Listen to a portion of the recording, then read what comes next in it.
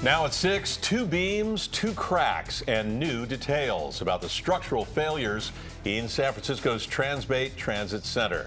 Good evening. I'm Ken Bastida. And I'm Elizabeth Cook. Let's get live to Chopper 5 over the Transbay Terminal right now.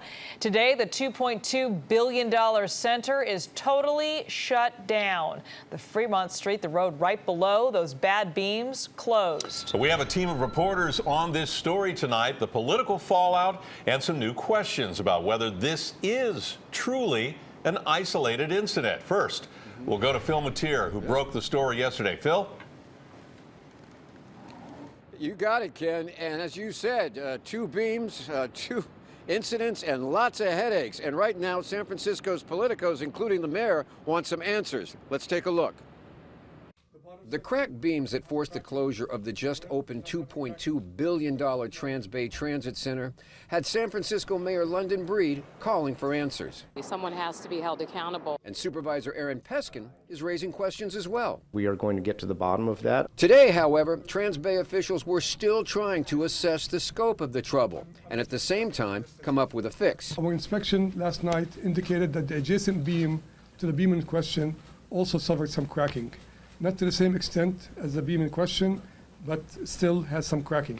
The discovery of a second troubled beam at the transit center certainly raises the stakes, indicating that the crack support being discovered yesterday by workers was not a one-time fluke. And it could mean bigger problems for the just opened center.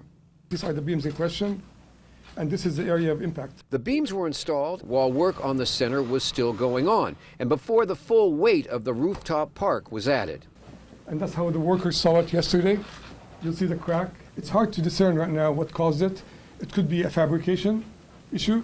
It could be a welding issue. It could be an installation issue. And it could be a design issue.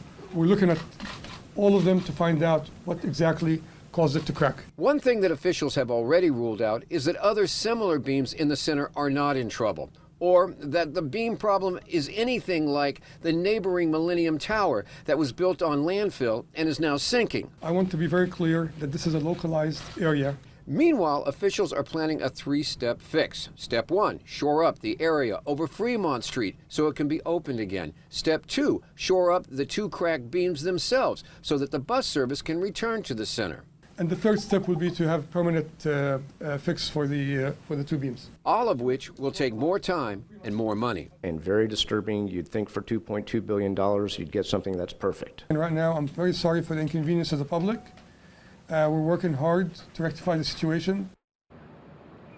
Now this is at rush hour, usually one of the busiest streets in San Francisco, but as you can see right now, it has been blocked off. And that is the first priority, is to try to get this street back up and running. And to do that, they're going to have to shore up the bottom of the building here.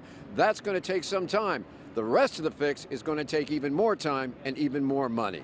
Yeah, speaking of time and money, Phil, do we know how much it's going to cost to fix this mess? You know, we've been to that rodeo before with the cracked bolts at the Bay Area, you know, on the bridge. We've had it with the Central Subway. I could tell you about the tens of millions that they're estimating, but I'm going to tell you right now, it's in that area they call whatever it takes. Sure. To be determined down the line. Back to you guys. All right, Phil. Thank you.